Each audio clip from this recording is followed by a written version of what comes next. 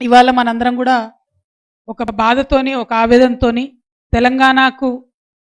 తెలంగాణ రాష్ట్రం ఏర్పడాలంటే పిడికిలు బిగించి కొట్లాడినటువంటి వాళ్ళందరం కూడా మళ్ళీ ఇక్కడికి వచ్చి ఈరోజు మాట్లాడుకునేటటువంటి పరిస్థితిని మనం గమనిస్తూ ఉన్నాం. ఎందుకు మాట్లాడుతూ ఉన్నాం?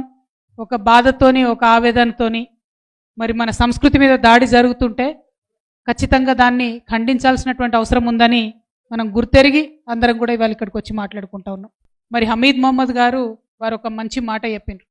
మన తెలంగాణలో ఉన్నటువంటి గంగా జమున తహజీబ్ని గుర్తు తెస్తూ వారు ఒక మాట అన్నారు.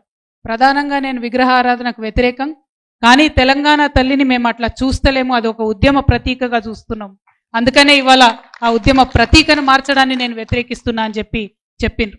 ఇవాళ మన బాధ అంతా కూడా అదే. ఇంత అందమైన తెలంగాణ, నువ్వు హిందూ అయినా నేను ముస్లిం అయినా క్రిస్టియన్ అయినా ఎవరైనా మనందరం ఒకటే. నీది ఈ కులమైన ఆ కులమైన ఏ కులమైన సబ్బండ వర్గాలు ఏకమై సబ్బండ వర్ణాలు ఏకమైతేనే ఇవాళ తెలంగాణ రాష్ట్రాన్ని సాధించుకున్నాం. ఆ అందమైన భావనను మళ్ళా ఒకసారి చెప్పాలనుకున్నాం. ఆ ఉద్యమ ప్రతీకలను మార్చొద్దని ఇంకొకసారి ఈ రౌండ్ టేబుల్ నుంచి మనం నినాదం ఇస్తా ఉన్నాం. నిజంగా ఎంత అందమైన భావన అంటే, ఉద్యమిస్తున్నటువంటి మనందరం కూడా తెలంగాణ తల్లి పిల్లలమే.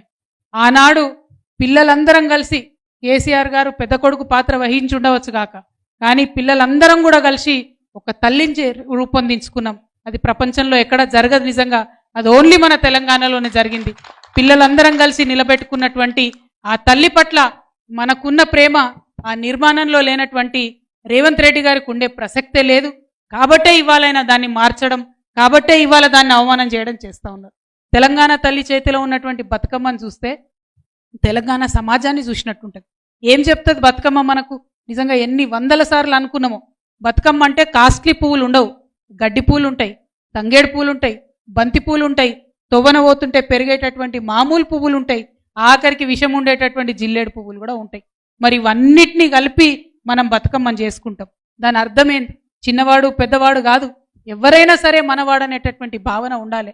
ఇవాళ నువ్వు హిందూ కావచ్చు, నేను ముస్లిం కావచ్చు, ఇంకోటి కావచ్చు, అందరం కలిస్తేనే ఒక అందమైన బతుకమ్మ అవుతుంది, అందరం కలిస్తేనే ఒక అందమైన సమాజం అవుతుందని ఒక మెసేజ్ ఇచ్చేటటువంటి, తెలంగాణకు ప్రత్యేకతను చాటేటటువంటి బతుకమ్మ ఆ తెలంగాణ తల్లిలో లేకపోతే మరి మన తెలంగాణ సమాజంలో సహజంగా ఉన్నటువంటి స్నేహశీలత కావచ్చు, సహనశీలత కావచ్చు, సుహృద్భావం కావచ్చు, వీటన్నిటి రిఫ్లెక్షన్ ఎట్లా కనపడుతుంది అనేటటువంటి విషయం ఇవాళ మేధావులంతా కూడా బాధపడుతున్నారు, ప్రజలందరూ కూడా బాధపడుతున్నారు.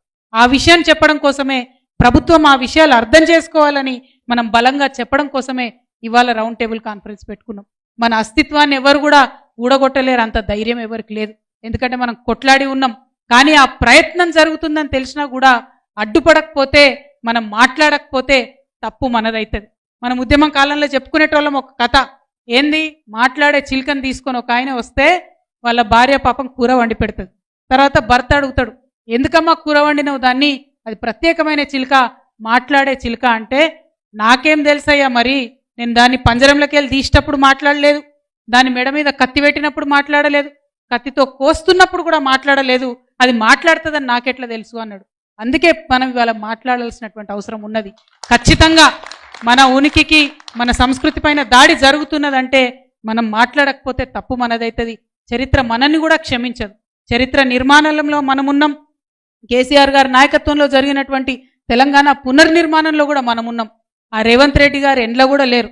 పునర్నిర్మాణం జరిగేటటువంటి దశలో ప్రభుత్వాన్ని అస్థిరపరిచే కుట్ర చేసిండ్రు. ఉద్యమం జరుగుతున్నటువంటి దశలో ఉద్యమకారుల మీద గన్ను ఎక్కిపెట్టినటువంటి వ్యక్తి ఎక్కడా లేడు. కాబట్టి ఎక్కడనో ఒక దగ్గర మరి నా పేరు నమోదు చేసుకోవాలని చేస్తున్నటువంటి వెకిలి ప్రయత్నంగా దీన్ని మనం చూడాల్సినటువంటి అవసరం ఉంది, అయినా ఎత్తి చూపించాల్సినటువంటి అవసరం ఉంది. కాబట్టే ఇవాళ ఈ రౌండ్ టేబుల్ సమావేశం పెట్టుకున్నాం. మరి అద్భుతమైనటువంటి సూచనలు మన వాళ్ళు పెద్దవాళ్ళు అందరూ కూడా ఇవ్వడం జరిగింది. ఆ సూచనలన్నింటినీ కూడా మరి మనం దృష్టిలో పెట్టుకొని ఇప్పటి వరకు విన్నటువంటి సూచనలో మరి ఒక తీర్మానం రూపంలో కూడా దీన్ని ప్రవేశపెట్టుకుందాం. ఇప్పుడు దాన్ని నేను చెప్తాను. చెప్పిన తర్వాత మళ్ళీ రిక్వెస్ట్ చేస్తున్నా, మనం మాట్లాడడానికి వచ్చిన యువమిత్రులందరూ కూడా మాట్లాడాలి. మొదటిది మన పెద్దలందరూ చెప్పింది, ఉద్యమంలో ఉద్భవించినటువంటి తెలంగాణ తల్లి చిత్రపటాలను విగ్రహం రూపంలోనే మనం పూజిస్తాం, ఆరాధిస్తాం. ఆ ఉద్యమంలో వచ్చినటువంటి ఆ తెలంగాణ తల్లిని అన్నటువంటిది మొదటి అంశంగా తీర్మానాల్లో చేరుస్తా ఉన్నాం. ఒక చేతిలో జొన్నకర్ర, మరొక చేతిలో బతుకమ్మ ధరించిన తెలంగాణ తల్లి వైభవంపై పద్యాలు కవితలు రచించి పుస్తకాలుగా వెలువరిస్తామని మరొక తీర్మానం చేసుకోవడం జరుగుతూ ఉంది. పిల్లలు వాడేటటువంటి నోట్బుక్లు మొదలుకొని రైటింగ్ ప్యాడ్స్ వరకు అన్నిటి మీద తెలంగాణ తల్లిని ముద్రించి మన పిల్లలందరికీ కూడా ఇచ్చేటటువంటి ప్రయత్నం చేద్దాం. తెలంగాణ తల్లికి ఆరాధనతో కార్యక్రమాలు ప్రారంభించేటటువంటి సాంప్రదాయాన్ని ఇక ముందు కూడా కొనసాగించాలని చెప్పి అనుకుంటా ఉన్నాం. అట్లనే తెలంగాణ తల్లి విగ్రహ ప్రతిష్టాపనలు కూడా అన్ని గ్రామాల్లో అన్ని చోట్ల కొనసాగిస్తాం. అదేవిధంగా బతుకమ్మ కేవలం అగ్రవర్ణ పండుగ అన్నటువంటి వాక్యాల్ని ఉపసంహరించుకొని తెలంగాణ జాతికి క్షమాపణ చెప్పాలని కాంగ్రెస్ పార్టీని డిమాండ్ చేస్తూ ఉన్నాం. అట్లనే ప్రస్తుతం రేవంత్ రెడ్డి గారు ఏర్పాటు చేసినటువంటి రూపాన్ని మరి కాంగ్రెస్ మాతగా నామకరణ చేద్దామని తీర్మానంలో మీ అందరి మద్దతు కూడా ప్రకటించవలసిందిగా మేము కోరుతా ఉన్నాం.